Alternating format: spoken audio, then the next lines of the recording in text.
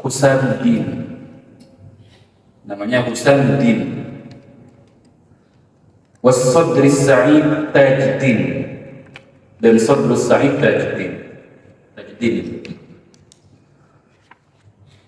Ada keluarga ulama besar yang terkenal dengan nama Tajuddin As-Subki. Itu keluarga itu jadi ulama besar semuanya. Imam As-Subki itu nanti ada kakak, ada kakek, ada ayah, julukannya As-Subki semuanya. Jadi ulama besar semuanya, berkah dari orang tuanya yang mendidik putra putrinya dengan serius, mendampingi dengan serius, sampai anaknya itu bilang, di keluarga kami itu tidak ada kultur tidur nyenyak semalaman, dari jam 9 atau jam 10 sampai subuh pun tidak ada. Sepertiga malam mesti bangun untuk belajar. Itu kultur keluarganya. Sepertiga malam pasti bangun untuk belajar. Jadi sepertiga malam itu hidup di kultur keluarganya, sehingga anak-anaknya terbawa semua. Nah, ini ulama yang berbeda, yaitu Burhanul A'immah itu punya kedua anak yang mengalokasikan waktu belajarnya kapan? Rahimahumullah ta'ala, semoga Allah merahmati keduanya. Waqtad dohwatil kubro. Saya kok lupa mananya. Sebentar saja, saya cek dulu ad-dohwah.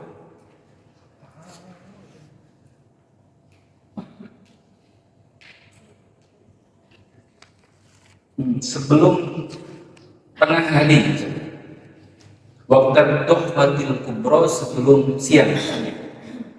Jadi waktu belajar kedua anaknya itu sebelum siang. Kan waktu belajar terbaik itu pagi, jadi subuh.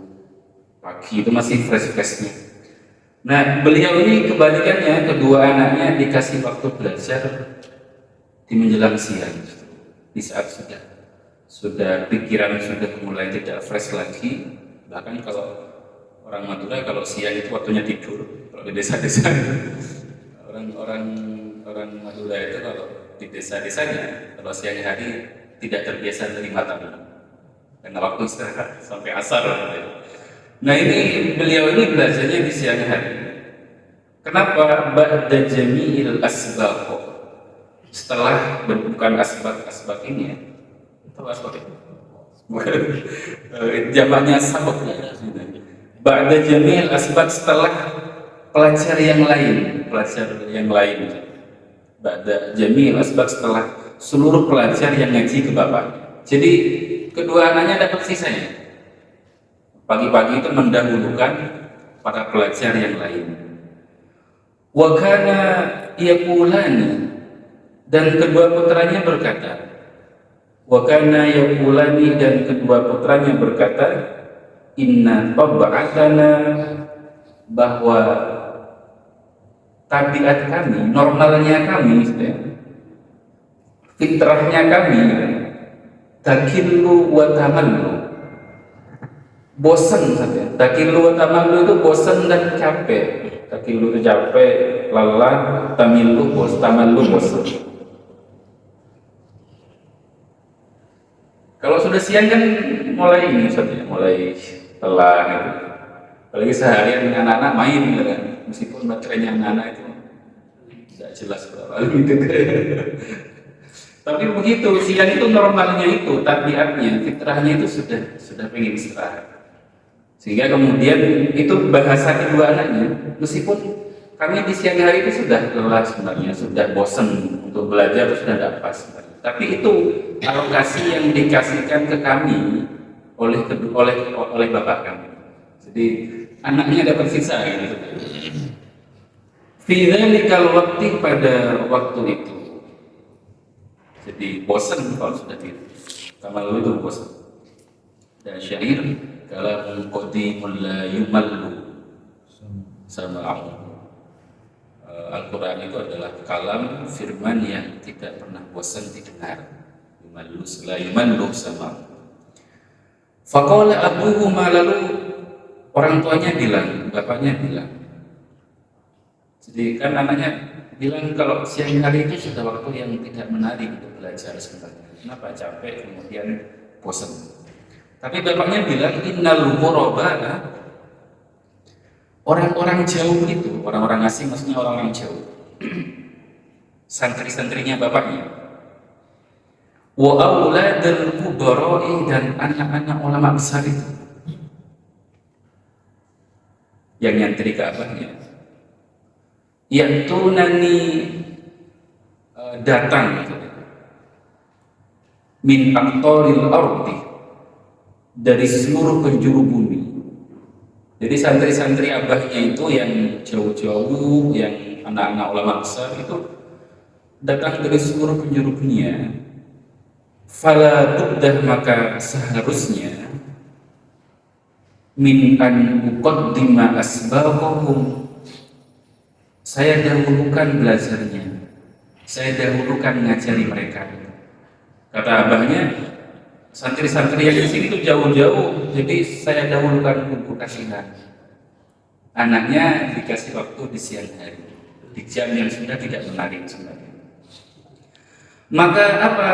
Fabi barokati syafaqatihi, maka dengan keberkahan kasih sayang abahnya, kan itu bentuk kasih sayang ke santrinya itu. Santrinya didahulukan. Yang pertama santrinya jauh-jauh, yang kedua santrinya jauh lebih banyak, kan itu satu. Akhirnya didahulukan santrinya ketimbang anaknya. Maka dengan barokah kasih sayang gurunya ini, faqo ibna, faqo unggul atau mengalahkan ibnahu, kedua putranya ala aktsari fuqaha'il ardi, melebihi mayoritas ahli fikihnya waktu itu, melebihi mayoritas ulamanya waktu itu. Fidzalika asri, pada masa ini. Fil fikih, dalam disiplin ilmu fikih. Fil fikih, dalam disiplin ilmu fikih. Itu yang saya maksud Ustaz di pertemuan sebelumnya, bahwa ketika panjenengan berangkatnya itu bahwa niat menitipkan putra putri panjenengan yang di rumah itu dititipkan pada Allah dan diucapkan, ya Allah, saya pilih anak-anak yang banyak yatim piatu untuk saya ajari, maka tolong backup anak saya. Ini banyak kasusnya ulama-ulama yang serius ngopeni umat itu, anak-anaknya justru diopeni langsung oleh Allah, diberikan orang-orang yang terbaik. Seperti kebaikan kita ngopeni anak-anak di sini misalkan, itu Allah titipkan ke orang-orang yang terbaik. Sehingga itu yang perlu dimunculkan ketika berangkat haji. Kalau kisah dalam kitab ini itu anaknya dapat waktu siang, kalau putra putri kita kan dapat lebih dari itu di malam hari. Sore hari ke malam tuh jauh lebih takil loh, sudah habis semuanya ini. Tidak hanya anaknya yang sudah capek nungguin, orang tuanya juga sudah pikirannya sudah terkuras banyak, tenaganya juga begitu.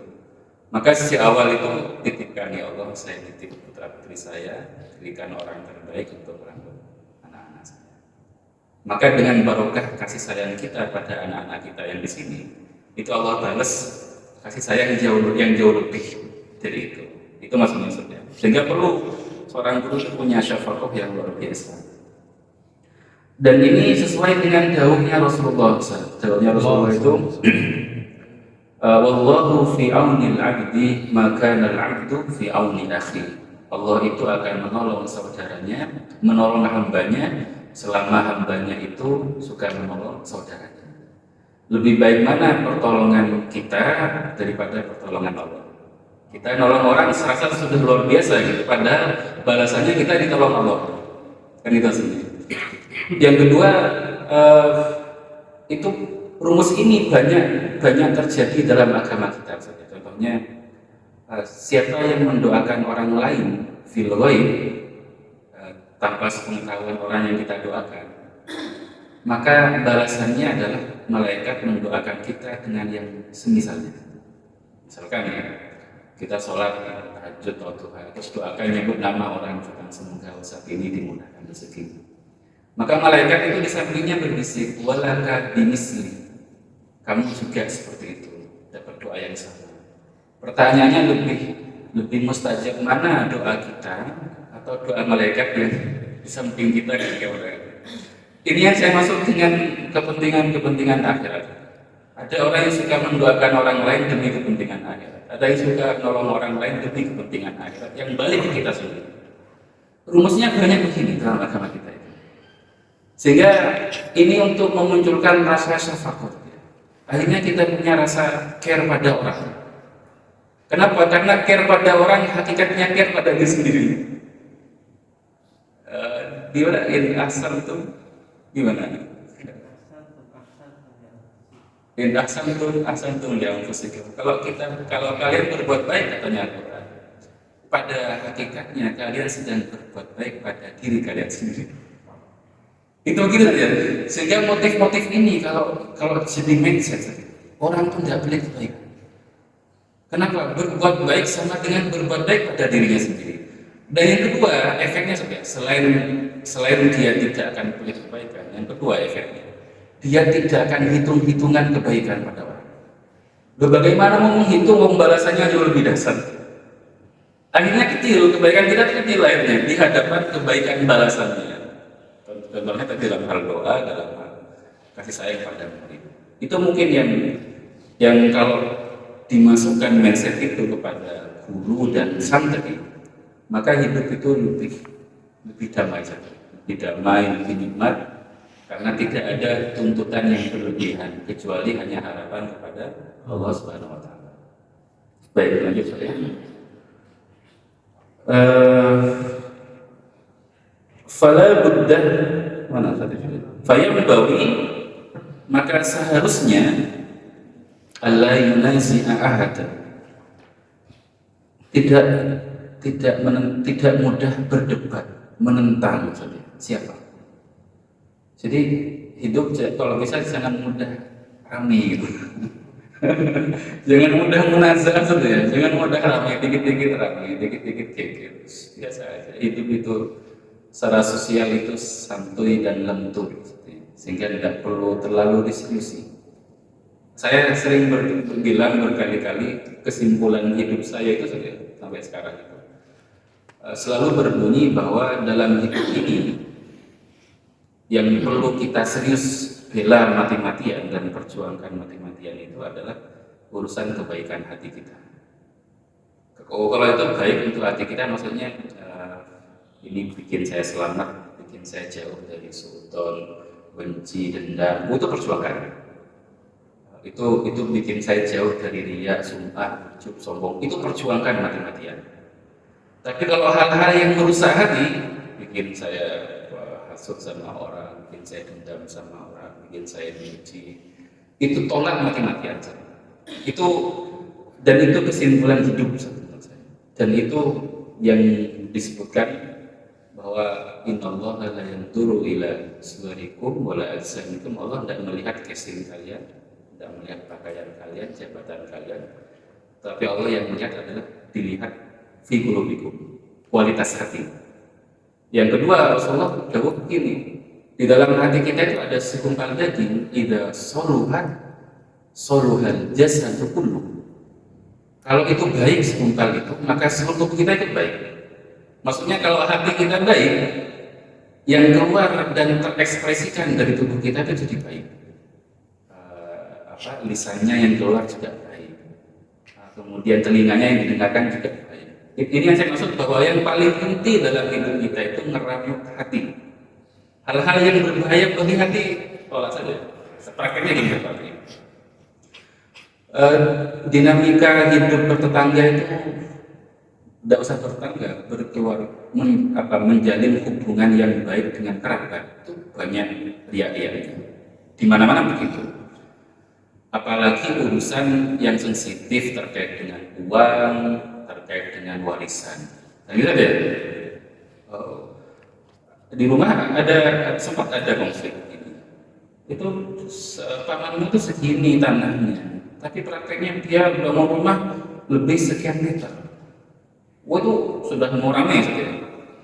Apa kamu harus enggak, kalau menurut saya sudah tidak apa. Ya kalau sudah dijelaskan bahwa sudah selesai, diklarifikasi sudah. Lebih mahal ngeramut hati kita menjaga hubungan dengan ulama daripada memperjuangkan satu meter tanah. Itu maksudnya saya bahwa yang perlu diperjuangkan mati-matian itu kedamaian hati. Yang lain-lain itu nomor sekian. Nanti bisa dibawa ke banyak hal, ke jabatan, ke uang, semuanya sudah. Hal-hal yang bikin hati kita adem, damai, perjuangkan. Hal-hal yang bikin hati kita bermasalah, itu tolak mati-matian. Itu yang dimaksud dengan dahulunya Allah itu. Nanti di surga itu yang bisa masuk hanya orang yang punya qalbun salim. Yang boleh masuk surga hanya orang yang hatinya salim. Salim itu selamat saja, selamat sehat. Ulama menafsiri sehat, selamat dari syirik, selamat dari hasad, selamat dari benci, selamat dari sombong dan macam-macam. Kalau saya memahami ayat ini, tidak perlu nunggu di akhirat untuk masuk ke surga. Orang yang hatinya selamat sejak di dunia sudah merasakan surgawi. Apa itu? Kedamaian, ketenangan, kebahagiaan. Itu saja. Jadi syafaqah itu harus masuk. Tidak mudah rame, tidak mudah kira-kira, tidak mudah dikit-dikit, tidak mudah, biasa aja, mudah memaklumi. Oh, tidak bisa begini, sudah tidak apa-apa. Begitu juga tidak apa. Begitu juga tidak boleh, bono. Begini, begitu tidak boleh. Simple saja. Selama hidup itu tidak maksiat, kita longgar. Selama hidup, misalkan saja, anak misalkan suka main. Anak sudah besar tapi suka main mobil-mobilan, suka main game. Selama di batas wajar, jangan sibuk ditegur, karena dia telah diselamatkan dari bermaksiat. Jadi main game itu dia sudah menyelamatkan dirinya dari berbuat maksiat selama batas wajar saja. Dan itu yang dilakukan Rasulullah. Tidak mudah kami, tidak mudah ukur, tidak mudah munazah itu berdebat, dikit-dikit berdebat, dikit-dikit tidak. Makanya Rasulullah menjamin satu surga bagi orang yang meninggalkan debat meskipun dia di posisi benar. Jadi ini jaminan kapling surga bagi orang yang di dunia itu dia tidak suka ilah-ilah meskipun dia posisinya benar. Itu menunjukkan bahwa posisi ini posisi yang benar-benar dianjurkan dalam Islam. Tidak mudah munazah. Wala yunazi ahad. Kemudian wala yukhasimahu, tidak mudah bermusuhan. Nah, ini penting dalam hidup. Jangan mudah bermusuhan. Mudahlah bersahabat dengan siapapun. Kenapa, Ustaz? Ini sebenarnya kata kunci yang paling logis. Kenapa kita tidak boleh banyak debat, tidak boleh banyak musuhan? Li'annahu yudayyi'u awqatahu. Karena itu menghabiskan waktu-waktu, menyia-nyiakan. Orang yang sibuk bermusuhan, hari-harinya habis hanya untuk memuaskan nafsu permusuhan. Hanya itu. Coba budaya lihat saja orang-orang yang sibuk bermusuhan, waktu-waktunya habis untuk bermusuhan. Betapa mengenaskan, betapa melasnya, dan betapa layak dikasihani orang yang sibuk bermusuhan. Bahkan orang yang dianggap musuhnya pun sebenarnya tidak bermusuhan. Banyak juga ya. Banyak orang yang bermusuhan tidak dengan orang, tapi dengan pikirannya sendiri. Kan gitu kan ya? Lihat orang ini tidak senang, kayaknya dia sudah ada masalah dengan saya. Padahal orang yang dimaksud sedang sariawan. Saya 4 hari ini tuh sariawan ya. Sariawannya itu di pinggir lidah, di belakang dekat gusi.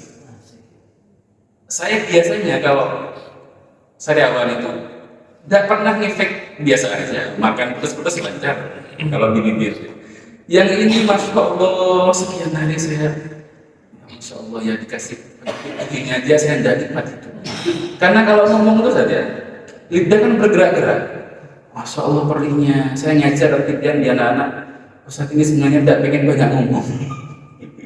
Tapi barangkali dengan barokahnya ngajar dan safakohnya pada kalian, semoga sembuh. Malam Rabu saya ngajar, kemarin sudah mendingan. Alhamdulillah, ini barokahnya safakoh sama anak-anak dari. Kembali lagi saja, ada orang tidak senyum, kita sudah membuat musuh dengan dia. Orang ini kayaknya ngasih musuhan dengan saya, atau ada masalah dengan saya. Ke bawah terus sampai malam. Gimana saya besok cara menyikapi orang ini? Yang dianggap khusus nikmat-nikmat saja hidupnya, gitu. Saat tidurnya tidak ada masalah. Itu yang saya maksud, betapa banyak orang yang perlu kita kasihani, dia sibuk membuat permusuhan dengan pikirannya sendiri. Apa yang terjadi waktunya banyak yang sia-sia. Kita jangan banyak sibuk berdebat, bermusuhan. Kenapa? Li'annahu yudayyi'u awqata. Karena itu hanya akan membuang-buang waktu. Sampai di sini ada pertanyaan satu. Ada? Ada? Kalau ada langsung interview. Ada pertanyaan atau ada yang tidak setuju? Saya pun kan tidak setuju. Saya monggo. Hidup ini santai, tidak harus setuju semuanya. Gitu deh. Lanjut. Ini masih mending daripada yang terjadi pada Imam Syafi'i. Kalau di Imam Syafi'i bukan hanya tidak setuju, muridnya malah seperti ngambek pergi, ditinggalkan. Ini di kelas pernah nggak digitukan sama santri? Tinggal keluar sama muridnya karena tidak cocok sama. Tidak ada ya? Berarti masih baik-baik saja anak-anak kita. Dan jadikan juga baik-baik ternyata ngajar. Sampai anak tidak berani mungkin. Lebih tepatnya tidak berani. Muridnya Imam Syafi'i itu ngambek loh, tanda petik tadi. Imam Yunus namanya. Ini saya masih ada hubungannya dengan kalimat la yunazi'a ahadan wa la yuqasima. Dalam hal pendidikan. Muridnya itu ngambek, tidak cocok. Akhirnya Imam Syafi'i sebagai guru yang luar biasa, malam hari itu di home visit. Langsung. Malam hari itu di home visit muridnya yang bernama Imam Yunus. Kan sama-sama ulama. Orang dulu kan biasa yang nyantri ulama juga. Diketok pintunya, Assalamualaikum. Imam Yunus di dalam bertanya, Man huwa? Siapa itu? Ini bukan tentang nahu ya. Tentang nahu beda lagi saja. Man huwa? Siapa itu? Imam Syafi'i bilang Muhammad bin Idris. Karena aslinya Muhammad. Muhammad bin Idris. Syafi'i itu julukan saja. Muhammad bin Idris. Akhirnya muridnya mikir, siapa ya yang namanya Muhammad bin Idris? Perasaan tidak ada nama lagi selain guru saya. Lari langsung. Ini kok guru saya sampai nyampe rumah saya. Lari buka pintu. Waalaikumsalam, Masya Allah, guruku kenapa sampai repot-repot ke sini? Kan tidak enak juga saya gurunya nyamperin muridnya. Terus bahasa kerennya bisa begini. Jamak dana bimi'ati masail. Saya dan kamu ini dikumpulkan dalam satu permasalahan. Maksudnya, saya dan kamu ini banyak cocoknya. Atafarraqna bi mas'alatin wahidah. Masuk mau putusan hanya gara-gara satu problem. Saya dan kamu ini banyak cocoknya loh ya. Masuk mau musuhan, mau tidak cocok hanya gara-gara satu masalah. Nanti beliau bilang menjaga kualitas hati itu lebih penting daripada menang dalam setiap perdebatan. Ini kata beliau, bahwa ngeramut hati itu jauh lebih dahsyat. Bahkan orang yang paling pintar ngeramut hati dan menjaga hubungan sosial itu, dia di akhirat paling banyak persaksian kebaikan. Itu penting tuh ya, relasi apapun kan, relasi teman kerja, relasi guru murid, terutama relasi orang tua dan anak. Relasi orang tua dan anak prinsipnya harus bagaimana saya menjadi orang tua yang punya kualitas hubungan sosial yang bagus dengan anak saya. Sehingga anak saya nanti kalau dia laki-laki, kalau nyari istri, saya pengen nyari istri yang seperti ibu saya. Oh itu berarti kualitas hubungan komunikasinya bagus. Ketika anaknya perempuan dan pengen nikah, kriteria suaminya adalah seperti bapak saya.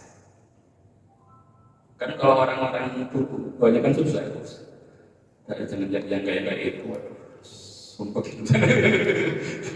Ada yang begitu. Itu bermasalah berarti cara komunikasinya. Itu yang saya maksud bahwa ngeramut hati itu dengan siapapun, dengan anak, dengan orang tua, dengan tetangga, dengan murid. Relasi apapun itu jauh lebih utama ketimbang tujuan-tujuan yang lain. Yang terakhir, saya mau cerita, suatu hari istri saya itu sempat capek dengan anak saya yang pertama, Faraj. Di saat istri saya itu hamil yang kedua, kemudian anak yang pertama rewel, itu dikondisikan anteng-anteng, padahal si ibu itu tidak boleh gendong lama-lama kan sedang hamil. Itu sampai hampir ini, pokoknya sudah hilang segalanya. Dan tidak telepon saya. Kebetulan saya pulang. Terus saya lihat istri saya sudah di pojok sama anak yang nangis, sakit soalnya padahal. Kenapa? Ini dari tadi tidak diam-diam. Saya sudah capek. Kenapa tidak telepon? Telepon seharusnya. Bahkan jauh-jauh sebelum itu seharusnya sudah ngabarin saya. Tidak boleh ada rasa sampai tidak nyaman dengan anak saya. Kan seorang ibu harus ngerti polanya. Ini kalau saya teruskan, ini tidak enak dengan anak saya. Stop.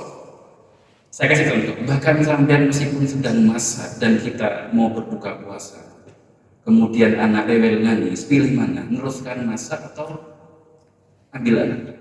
Ambil anak. Masaknya ditinggal, bisa beli. Tapi kalau berhubungan dengan anak itu tidak ada tempat beli. Ini yang saya kasih alhamdulillah saya itu selama ini sampai punya anak 2 begini. Hanya 1 kali sempat merasa capek banget untuk anak. Selisihnya setahun 4 bulan, nggak sampai setahun setengah dengan anak itu. Alhamdulillah saya kasih selama ini harus banyak belajar, harus banyak dengar parenting. Saya dengerin curhat teman-teman yang punya anak baru itu sudah nyoba cara saya, tidak bisa. Menasihati istrinya itu mental. Saya bilang, kenapa mental? Barangkali antum tidak ikut banyak ngomong anak antum, sehingga ketika antum menasihati, udah tahu capeknya ngomong anak menasihati sahabat-sahabat.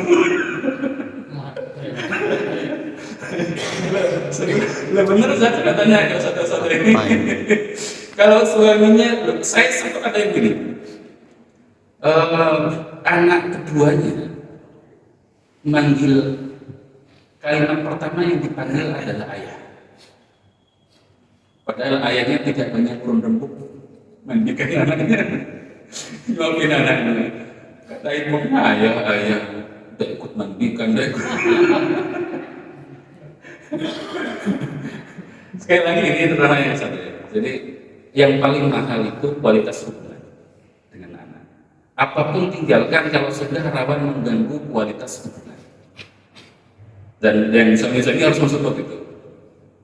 Meskipun waktunya masak, saya sudah mau buka puasa, tinggalkan masaknya. Kita harus sepakat untuk sama-sama menjaga hubungan kualitas komunikasi dengan keluarga. Itu begitu saja. Ini menurut saya intinya hidup saja yang harus dibawa ke sebuah dimensi pendidikan, dimensi sosial, dimensi keluarga harus dibawa. Apa itu? Pentingnya menjaga hati kita dan kualitas hubungan hati kita dengan yang lain. Itu mahal. Itu mungkin terima kasih, kurang lebihnya mohon maaf. Semoga kita ketemu lagi di pertemuan berikutnya dalam kondisi yang lebih sehat, lebih berbahagia, lebih berlimpah rezekinya. Semoga kita semua diberi umur yang panjang untuk melanjutkan niat-niat baik kita semuanya. Amin ya rabbal alamin. Kurang lebihnya mohon maaf. Kita tutup dengan doa kafaratul majlis. Subhanakallahumma wa bihamdika astaghfiruka wa atubu ilaik. Wassalamualaikum warahmatullahi wabarakatuh.